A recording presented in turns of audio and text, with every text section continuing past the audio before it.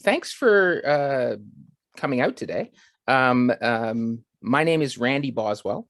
I'm an associate professor in the School of Journalism at Carleton University, and I'm also the undergraduate supervisor, which means I'm the kind of point person who, for anyone who's interested in coming into the program, can reach out to get information about the courses that we offer and about the whole purpose of the program. And I am going to talk a little bit about that today, but I'm mostly just going to give you a taste for what it might be like if you were to sign up, join the journalism program, give you an idea about the kinds of issues that we talk about here, and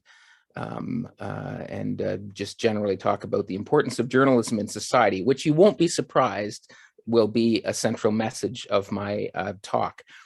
We have a pretty small group, so if folks don't mind just, I don't know, turning on their audio, maybe their video, it can be a bit chummier. And I wouldn't mind just hearing where you're tuning in from if you don't mind signaling. Just step up and say if you wish, or maybe drop a line in the chat box if you'd prefer. Anyone wish to mention where they're from?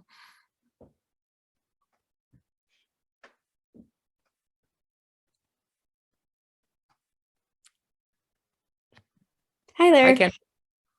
Hi, Hi, I'm tuning in from Switzerland right now. I'm studying abroad for a year, so.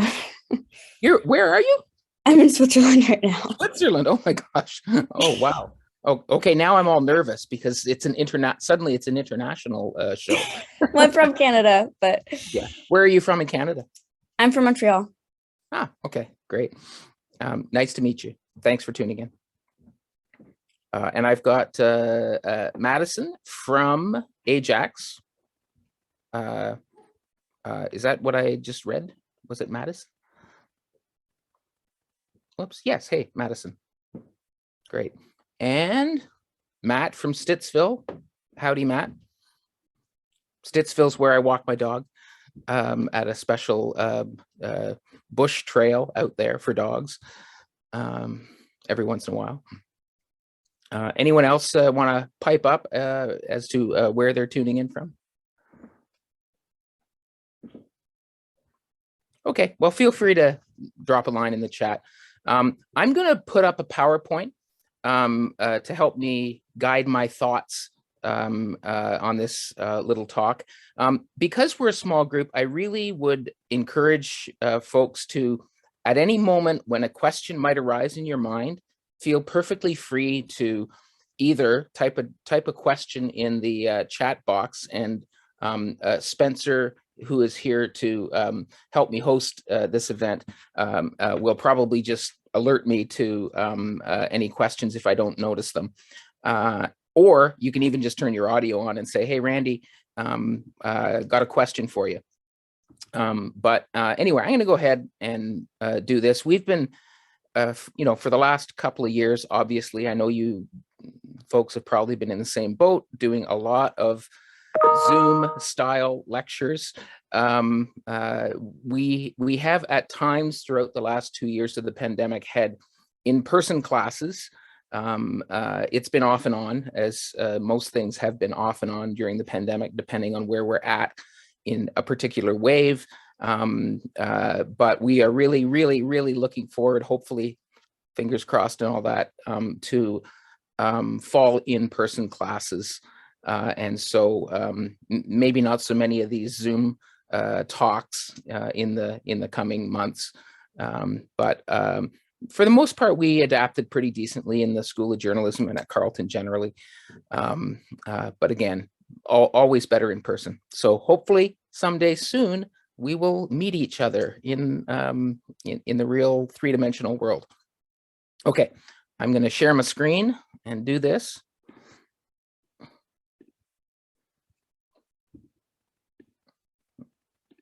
Okay, like I said, pipe up if you like at any time.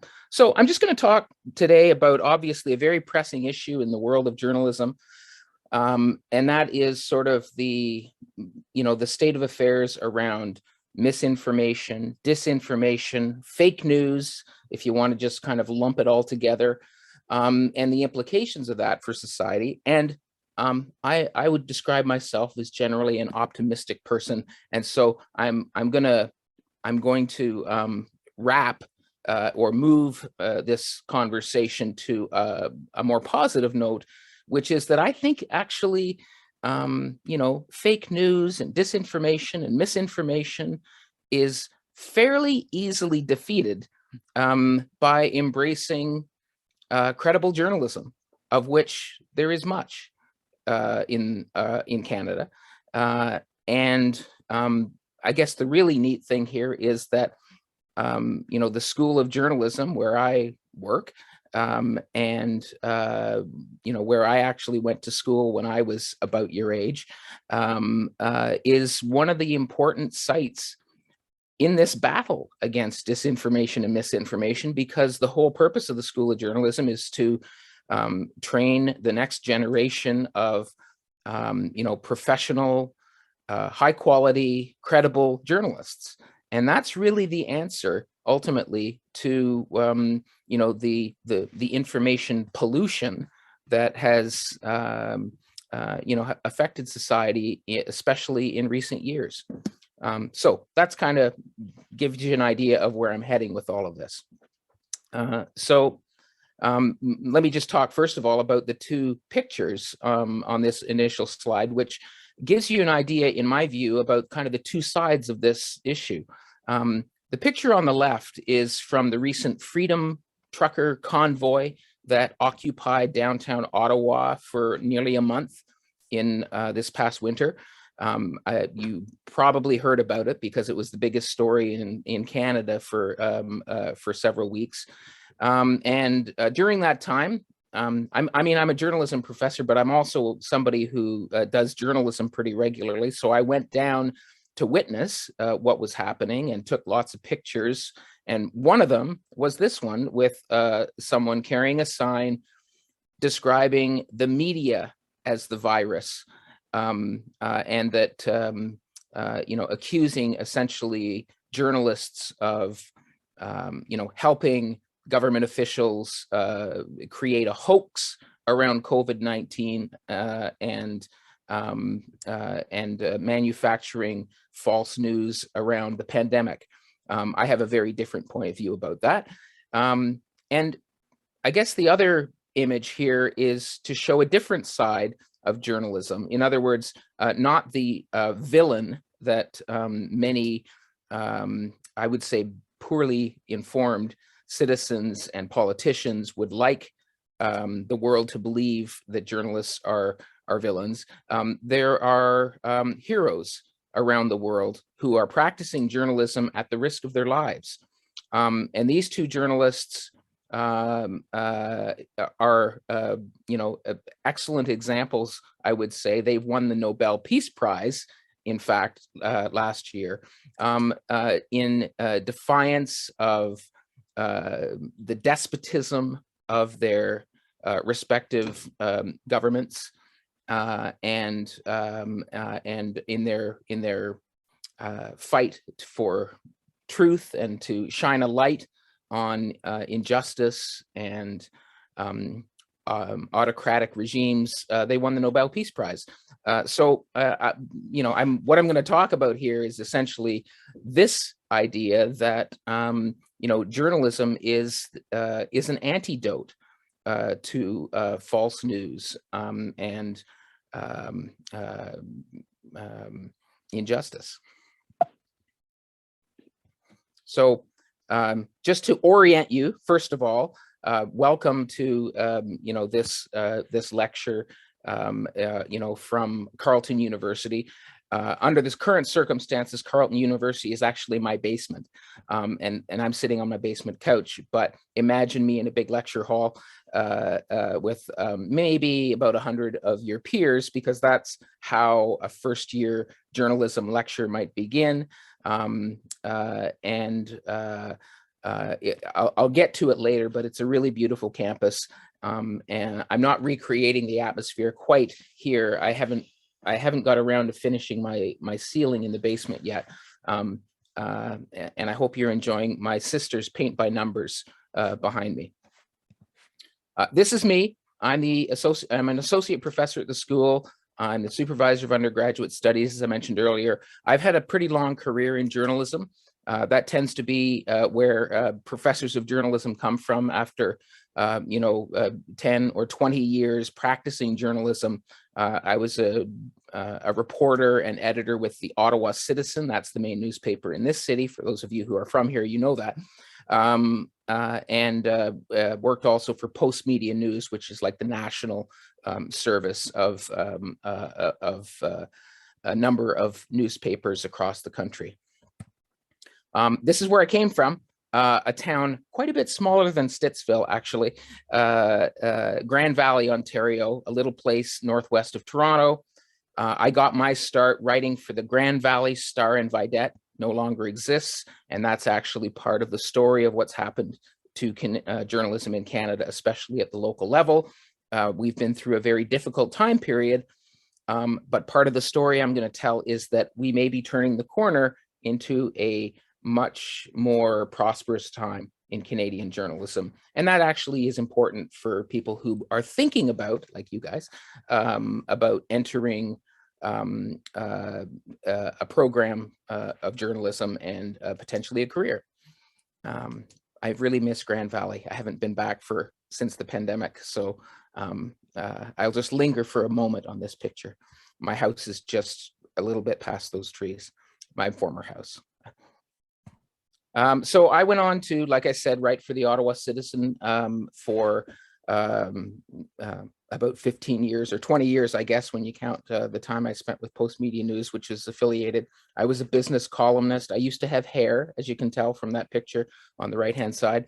And I still do a fair bit of writing for the Ottawa Citizen. Like, for example, last summer, I did a long series, 7 or 8 parts, about the Rideau River, which runs through urban Ottawa, and had a lovely time. And it was COVID safe because I could just wander along the river and enjoy the animals and the fish and all that kind of stuff. And I was, not breaking any COVID-19 rules. This is what I do now. This is more like the kind of situation you would see me in when you come to Carleton University, if that's what you end up doing. And behind me is actually the picture of the building in which the School of Journalism is housed, in that picture. And this is one of our larger lecture halls within Richcraft Hall, which is the name of the building where the journalism program is housed. The other thing I do is write pretty regularly about public issues. A lot of journalism profs are still active in the profession. So these are some of the news organizations that I write for on a regular or semi-regular basis. And you can see that I've been writing pretty recently about events that are still unfolding, unfortunately, in the case of Ukraine, and more recently about the COVID-19, as well as the Freedom Convoy that occupied Ottawa. So when I think about the state of journalism these days, and now I'm kind of moving into lecture mode, if you like, I often think of this extremely famous literary work, Charles Dickens' A Tale of Two Cities, might even be on your reading list in high school classes. It was the best of times, it was the worst of times, it was the age of wisdom, it was the age of foolishness, it was the epoch of belief, it was the epoch of incredulity, light, darkness, hope, despair. I won't read it all, but I think you get the idea. There are certain really good things happening in the world of journalism, and there are certainly some very worrisome things happening more generally, I would say, in the news environment in which we live, and in which we, go about our daily lives. And I'm going to talk about some of the things that are on the dark side, and then I'm going to move, hopefully and happily, towards the light. So we all know that the world is awash, especially in the age of social media, with a lot of misinformation. there are organizations and individuals who are propagating false news that is undermining democracy. It's destabilizing trust in major institutions like governments, healthcare systems, and the media itself. The reasons for creating those false narratives and shipping them around both social media and other forms of distribution, it has to do with political ideology. It has to do with making money, because one of the things that you can do is, get enough clicks on sensational, even if fake news, and you can generate revenues. And more broadly too, there are forces out there. I think right now we can all see and have heard probably about how the Russian government has used misinformation, disinformation to try and,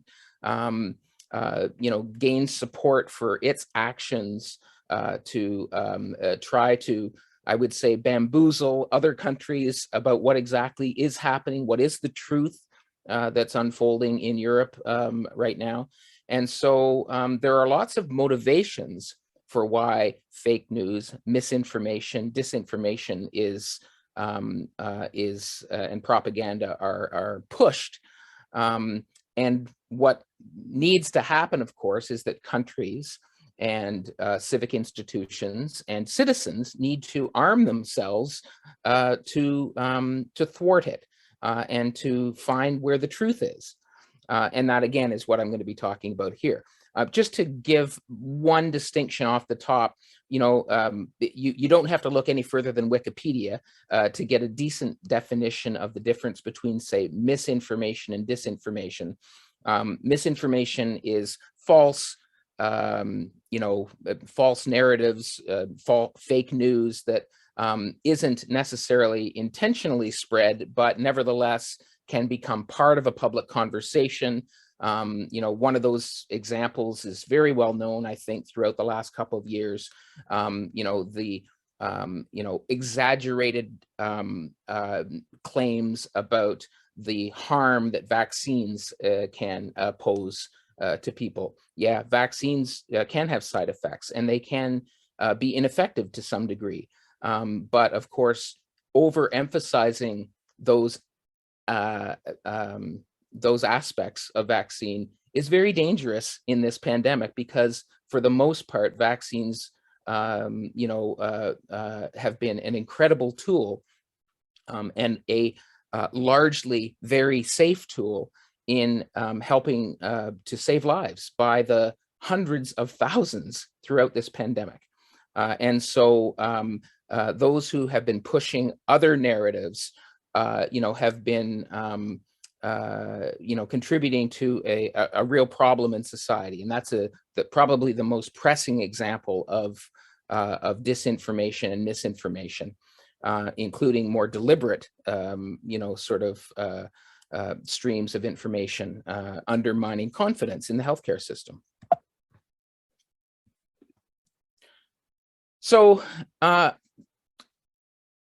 would, if I were establishing a timeline about when our society began to really, I guess, wake up, if you like, to the rise of fake news, I would say that the election campaign of the former U.S. President Donald Trump, beginning really 2015 or so, ahead of his election in 2016, was probably the beginning of the world becoming extremely concerned about this trend. And that was because there was a lot of concern that outside influences were affecting how the election was unfolding in the United States, concerns that international forces that did not have the U.S., the Americans' best interests in mind were influencing that. And of course, the candidate himself, the man who became U.S. President Donald Trump, made a made a mission of vilifying the mainstream media in the United States and beyond. And so there became this sort of toxic conversation about journalists and about journalism. And that's really sort of a key moment, I think, in the evolution of this issue. And it wasn't confined to the United States. As you can see, other countries became concerned about the influence of false news that could undermine governments and create sort of oppositional forces that were ill-informed and not pushing policies that were good for their countries. And so countries around the world have been strategizing and trying to think of ways of, on one hand, guarding against the influences of misinformation and disinformation, and at the same time figuring out how to bolster and support credible journalism, which is so vital to the whole democratic project of informing citizens and deliberating on key issues and ultimately electing governments. So in the wake of Donald Trump's victory in the 2016 election, there was a lot of soul searching about what was happening with the media environment, with journalistic institutions, and how they were going to combat what had become really a campaign of defamation against journalism itself. And that's, there's plenty of examples from the Trump era of that happening. But like I said, this was also something happening around the world. This is the former German leader, Angela Merkel, talking about how fake news sites, bots, trolls, things that regenerate themselves, reinforcing opinions with certain algorithms were influencing public opinion about German government policy. The rise of very powerful institutions, businesses like Facebook and Twitter and Google have enormous power and influence over the information environment. And to a large extent, those have been exploited in many ways to spread misinformation. And there has been a lot of debate, of course, about what regulations, what restrictions can be imposed without unduly curbing freedom of expression, while trying to block the worst impacts of misinformation and disinformation around the world. So there are some pretty sort of, high-profile examples of this battle over what exactly is truth, and what constitutes fake news and what constitutes misinformation. And one of them actually began arose with the election of Donald Trump and his inauguration day. And I don't know if you folks will remember this. It's only a few years ago, but there was a big debate over whether or not the number of people who came out to celebrate the inauguration of Barack Obama in 2009 was larger than the crowd that gathered for the Trump inauguration in 2017. And this gave rise to a very high profile, as I said, debate, as well as an outrageous claim on the part of the Trump administration through this spokesperson, Sean Spicer, that the Trump crowd was bigger. And I think you can see from the photograph that that wasn't true.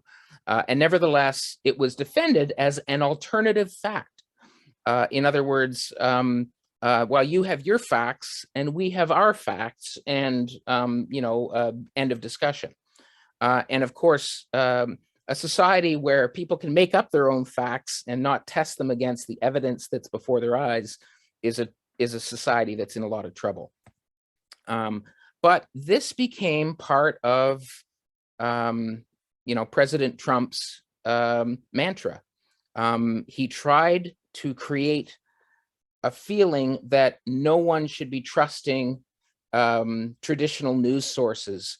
And so he would say things like this: I want you all to know that we are fighting the fake news. It's fake, phony, fake. A few days ago, I called the fake news the enemy of the people. And they are. They are the enemy of the people. What he was talking about here were very credible, highly respected journalistic organizations like the New York Times, the Washington Post, and mainstream broadcasters in the United States that had been providing credible news to the American public and the world for many decades. But for political reasons, he was driving a wedge between the American citizens and these well-established news organizations with long records of providing high quality journalism. And so, as another example, journalists he described as the most dishonest human beings on earth. Journalists aren't perfect. I wouldn't want to hold myself up as a paragon of virtue.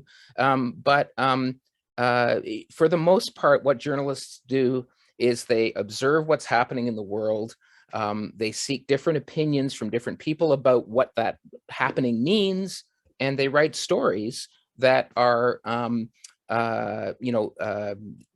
subject to verification, double checking, fact checking, and a whole host of other standards that ensure what's being published is accurate, or as accurate as it can be under imperfect circumstances sometimes. But what the critics of the media, and that goes right up to the present day, when that individual with the Freedom Convoy sign saying the media is the virus, what those critics are trying to suggest is that journalists are out to trick the public, to create false narratives. And in fact, they're the solution to the false narratives that others are producing and disseminating around the world. So there was a very, I thought, thoughtful and important statement from a pretty high-profile Canadian journalist. Donna Friesen is the anchor and executive editor of the Global National. That's the main newscast for the Global Television Network. And I'm not going to read all of this, but I can tell you that she was responding very powerfully to this Trumpian condemnation of journalists as the enemy of the people, and defending the role of journalism as a pillar of democracy, not just in Canada and the United States, but around the world. It's an opinion I share. So I'll put my cards on the table and make sure that everyone here understands that this is a defense of credible journalism in the face of a very unfair, unjustified assault by its critics. So the COVID-19 pandemic actually provided, as I mentioned earlier, a really excellent example of how a society that is being overwhelmed with false information, for example, about the safety of vaccines, it can be very dangerous. In fact, it can be life-threatening if too many people believe wrong information. And you can see that the US Centers for Disease Control highlighted this very problem, and it continues to be a problem. You can tell that both the Canadian government and many other governments around the world have tried very hard to combat false information about the safety of vaccines throughout the pandemic. It's been a major problem. And so this is an example, as they point out here, the spread of misinformation on social media and through other channels can affect COVID-19 vaccine confidence. And in the case of a global pandemic like this, the stakes are extremely high, the highest possible. It's about people's lives. And, the Freedom Convoy, that's the trucker occupation of Ottawa that you may have recalled happening in February. It's an example that's linked to that vaccine issue. You'll recall that the trucker convoy that descended on Ottawa was really sparked by a reaction to an ongoing vaccine mandate for cross-border truckers. And it was a reaction to that, but of course it got swept into a whole bunch of other issues. There's a constituency in our country and in the United States, that is susceptible to the kind of disinformation that has been emerging around vaccine confidence. And it's perhaps not surprising that that same constituency has become subject to false information surrounding the Russia-Ukraine war. And I will just point out one other thing in passing, that Rachel Gilmore is a former Bachelor of Journalism student at Carleton, now working for Global News as a digital journalist, and was part of our program just a few years ago. So nice to see her tackling these issues in her career.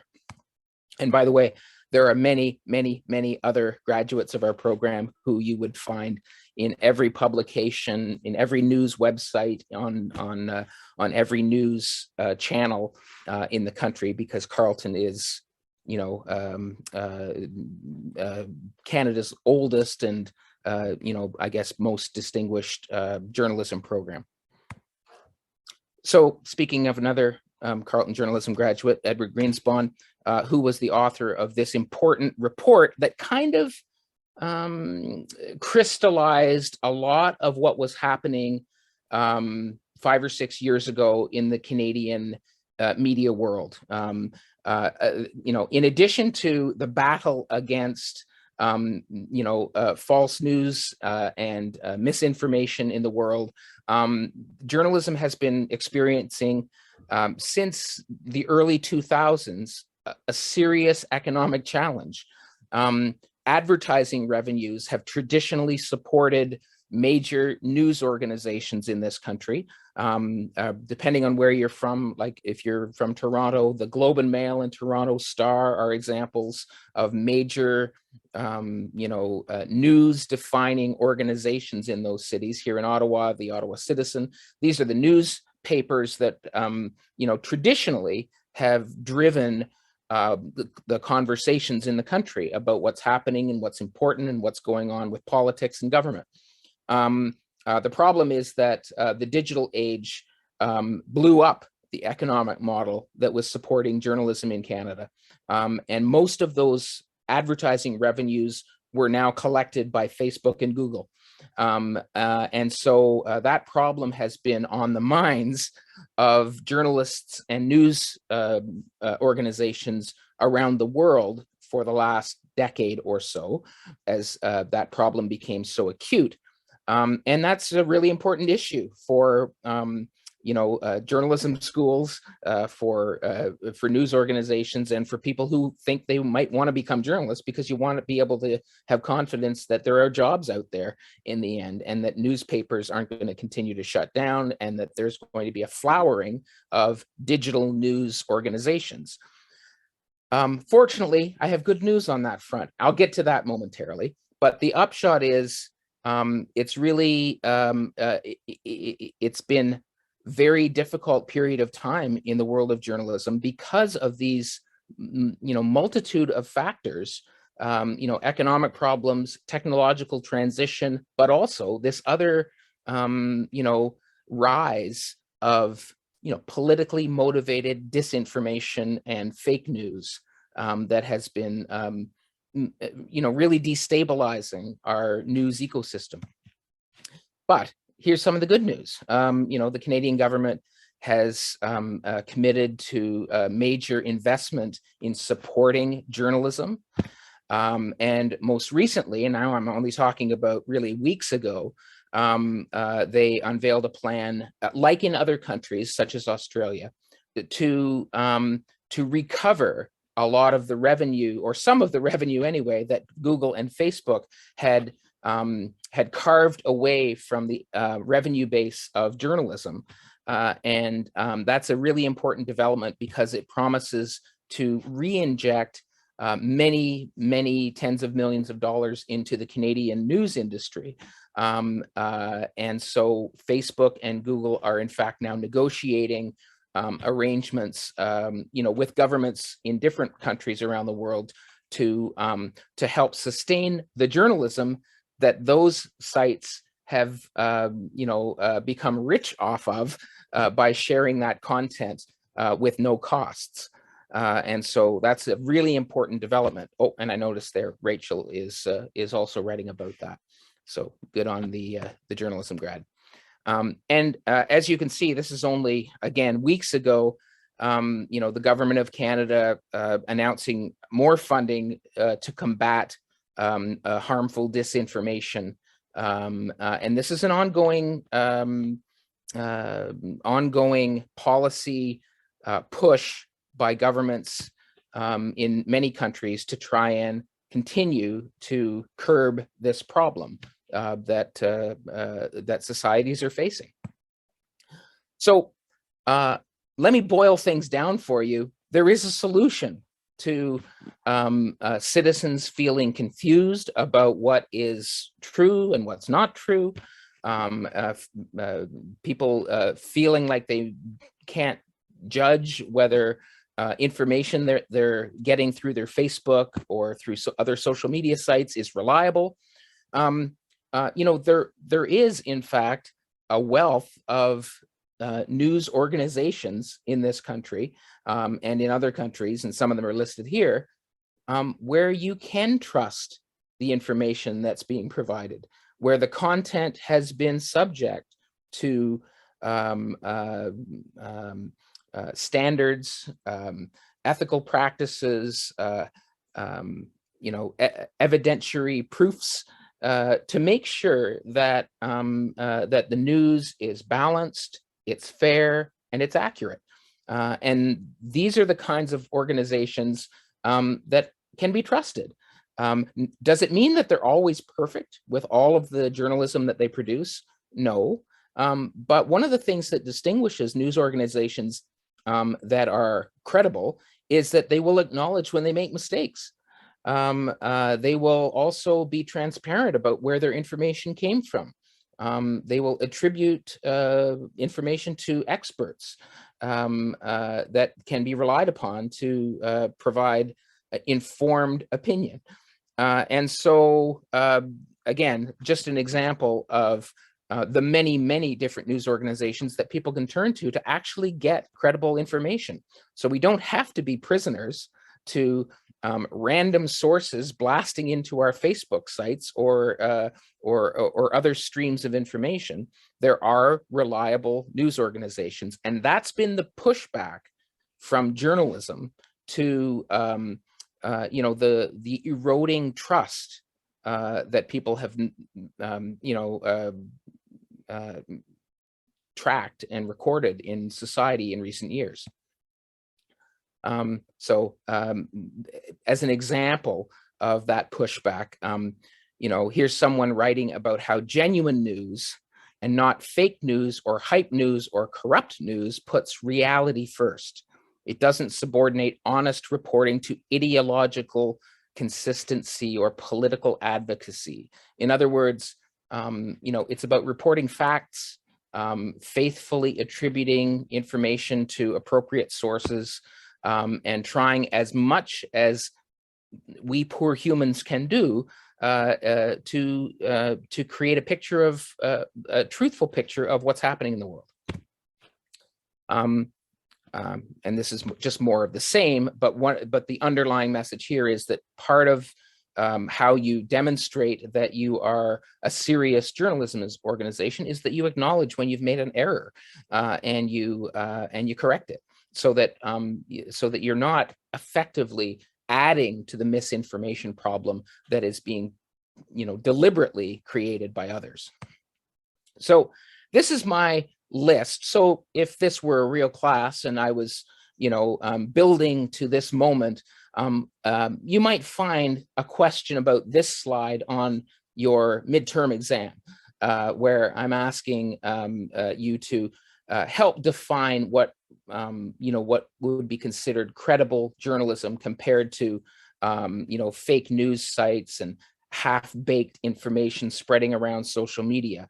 And so this is this is not a full list, I wouldn't say, but it's a reasonable picture of what credible journalism would be. And that's built on the direct witnessing of events that are unfolding, very close and professional monitoring of government and its decision-making, the verification of facts, a diversity of voices that are reflected in the news, the tapping of experts in particular areas, to offer advice about things like public health, for example. Again, COVID-19 was a good example of a lot of people freelancing ludicrous opinions about, the safety of vaccines, when all you had to do was really talk to an epidemiologist or a public health official for what the true risk of having a vaccine would be. A whole list of other attributes that make credible journalism so important in our society, and the antidote ultimately to fake news. And that's why in this pushback era, you will see that news organizations around the world and other journalism, professional associations and other organizations have been trying to emphasize how important the role they play is. And often you'll see it accompanied by now more than ever, because that's an acknowledgement that we do have a problem in our societies right now, which is, the swirling, state of false news and disinformation and so forth. Okay, now Spencer, I'm just going to check my clock here to make sure I'm not overdoing things. I'm okay. That sounds, you're still doing really well. 7:15. Okay, I'm gonna wrap up pretty soon. I'm gonna go fast through this next set of slides because they kind of all say the same thing. It's news organizations and associations just basically saying, you want to avoid, getting bamboozled by false news, then support genuine journalism organizations that actually invest in finding out what's happening in the world and presenting it in a way that can be backed up, verified, proven, etc. And that's what we teach in the School of Journalism, is how to do that.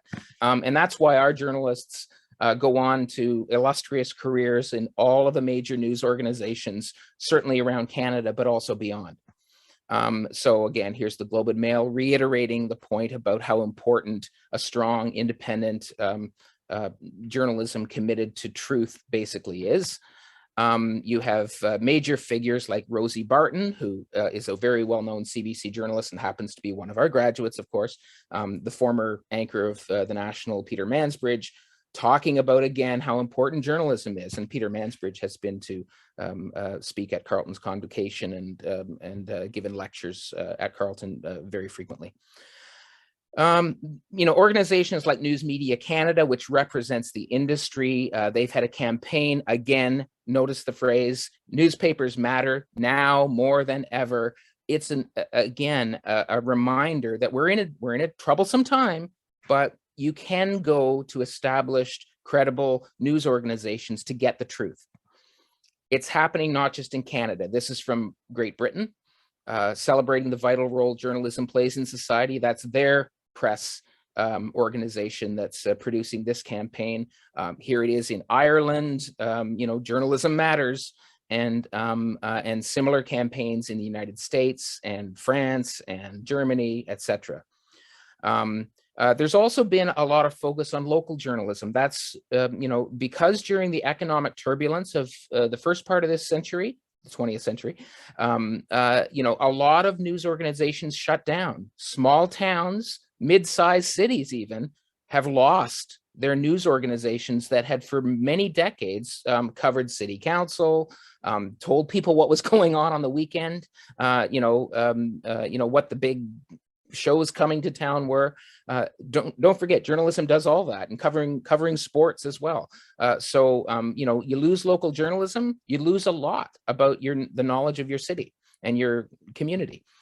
So anyway, just more of the same. There's been a campaign to remind people how important journalism is. And so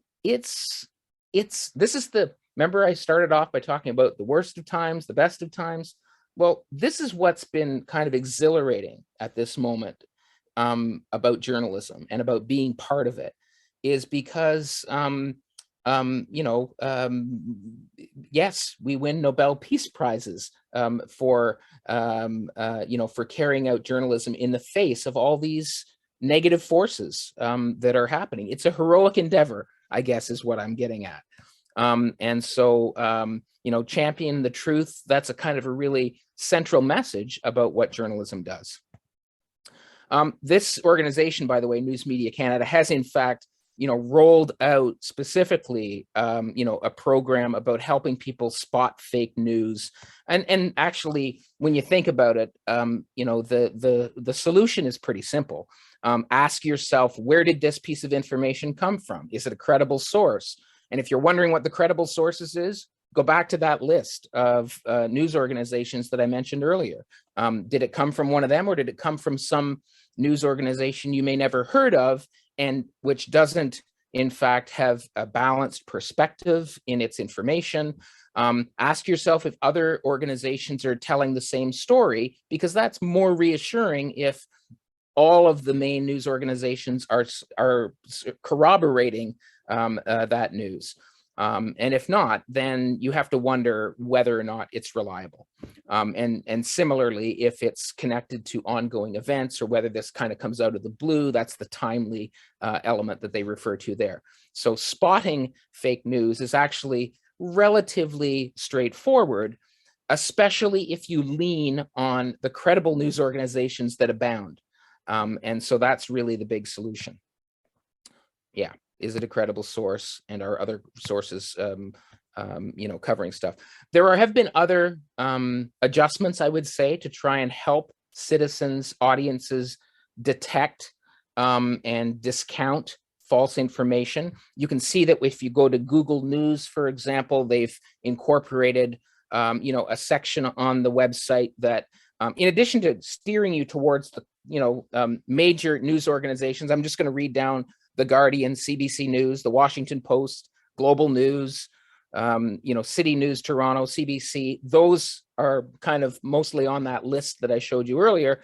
But you can also see that there's a lot of, highlighting of false news that is available on something as simple as Google News, which is where many people go to get informed of what was happening. So there are tools available to all of us to make sure that we're not getting sucked into the wrong kind of information.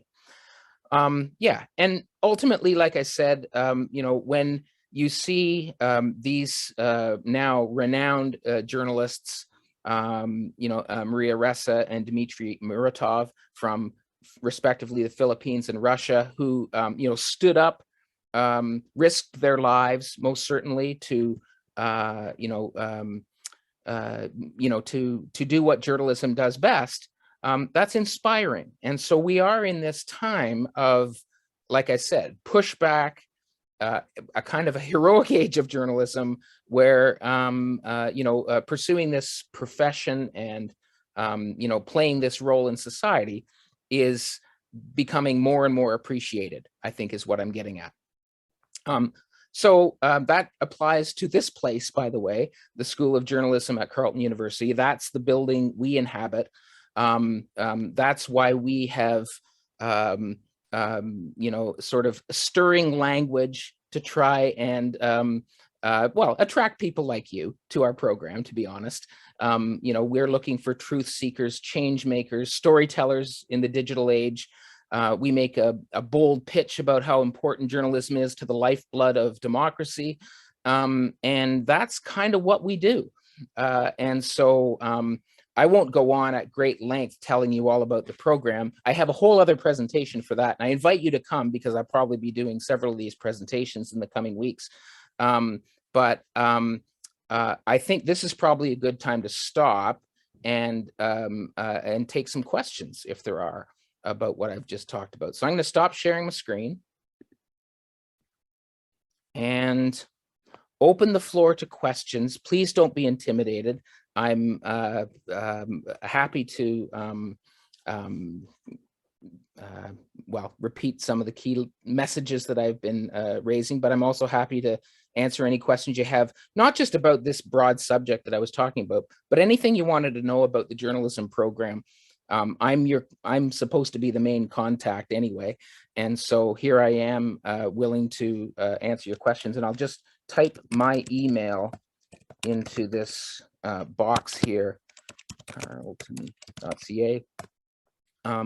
And it's as simple as, you know, sending me an email if you have any questions about enrolling in the program, you know, what the job prospects are, how we connect what we do in the journalism program to, you know, the working world.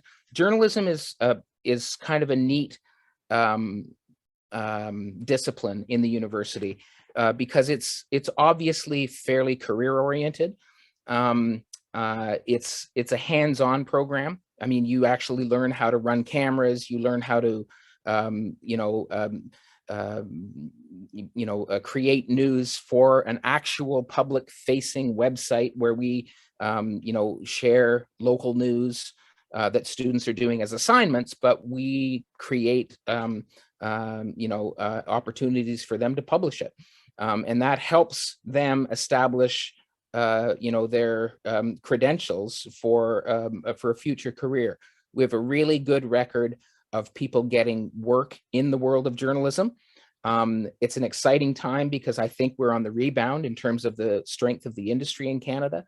A lot of people take our program, decide that journalism itself isn't exactly what they want to do. And what they choose to do often is to go into, say, communication work. A lot of people work for advocacy organizations like environmental groups, use their communication skills, the skills that they've gained in journalism about research, about knowledge of public affairs, and apply those skills in other areas. And I'll just say one other cool thing about our program, which is what someone just asked about.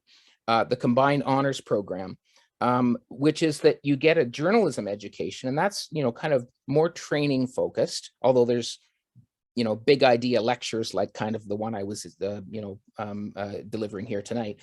But there's also an opportunity to not only get your journalism training, but to explore other university disciplines, other fields of study like history, English literature, global affairs, anthropology, archaeology, sociology, you know, a whole range, music, film, other things as well. And you can do a combined honors. In other words, you combine your journalism studies with these other fields, and then you get a slightly different degree. It's a Bachelor of Journalism, combined honors, journalism, and some other subject. And in fact, everybody in our program has to do some non-journalism specialization, maybe at the minor level in those other fields. So let me read the question again here. Getting combined honors, how would I go about that at this time? I have yet to accept my offer admission to the Bachelor of Journalism program. Marina, you're just the kind of person I'm addressing today, tonight, because of course we want to convince you to accept your offer of admission. And what you do at this stage, all you really need to do is join the program. In other words, sign up to accept your offer admission to the Bachelor of Journalism program. What happens is that over the course of the first year of studies, you will start to, you may already know, but you will probably, confirm what it is that you want to do as your non-journalism specialization. And so that's that range of other options that you have available to you that I mentioned, those other subjects. Political science, for example, is a very common one. People combine their journalism with that. And so a combined honors just means that out of the 20 credits that you earn in your degree, about 8 or 9 will be journalism credits and 6 or 7 will be in that other subject. And it's just a more or less going onto a site and declaring what it is that you want to do in your non-journalism specialization that happens at some point, usually by the end of first year or maybe early in your second year at Carleton. I was reading into the work experience for the journalism programs and wondering what the difference between co-op and apprenticeship is. That's a very good question. So a co-op program would involve a student who's enrolled in an academic program stepping out of the academic program for a period of time and working in a real world workplace. The journalism program doesn't have that kind of flexibility because we are actually doing a lot of the hands-on training within the program.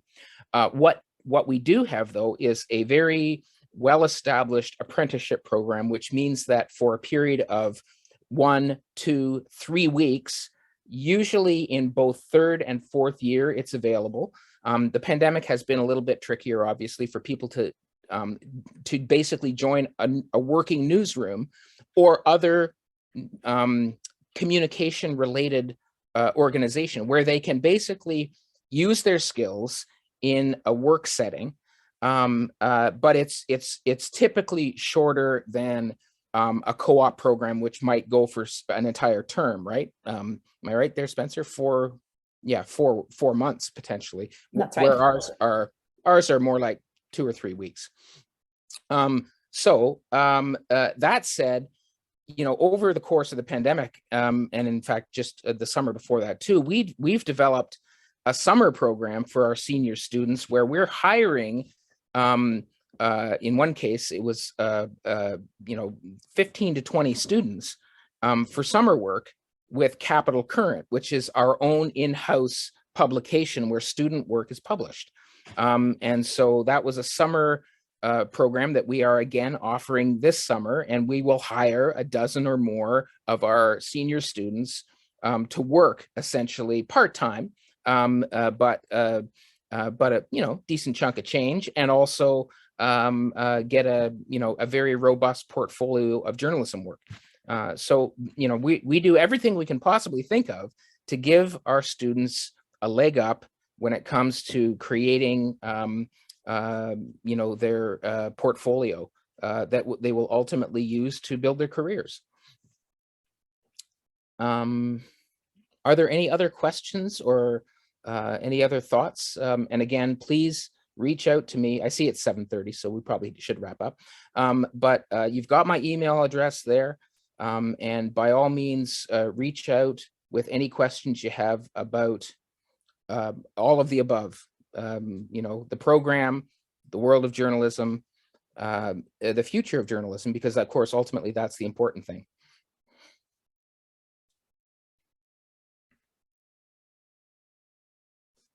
Okay, over to you, Spencer. That's great. Thank you so much, Randy. We really appreciate you sharing all of that information. I know I come from a business background also at Carleton, but every time I attend any presentation, I always think about all of the other degrees that I want to do because they're all so fascinating and have such a unique take on the world. So we really appreciate that. It's not too late. We look forward to your application to the master's program. Right. I need a master's, so I'll take it. For all of you folks joining us today, thanks so much for taking time out of your nights. I hope you all learned a lot. And you have Randy's email now, so feel free to reach out. I know that a lot of you are going to be making your decisions within the next few weeks. So please, we want to answer any questions that you have and help you in any way that we can. So you can reach out to Randy. I also come from the undergraduate recruitment office. So if you have any questions about your application, you can always reach out to us too. And our email is admissions@carleton.ca. And we also have a phone line as well. So it's 613-520-3663. So we really look forward to hearing from you folks, and have a great rest of your evening. Go Leafs, go. Can I say that? Absolutely. And it's being recorded, so we have you on film now. Uh-oh. Yeah, it's only because the Senators are out. That's all. Thanks so much, everyone. Okay. Bye.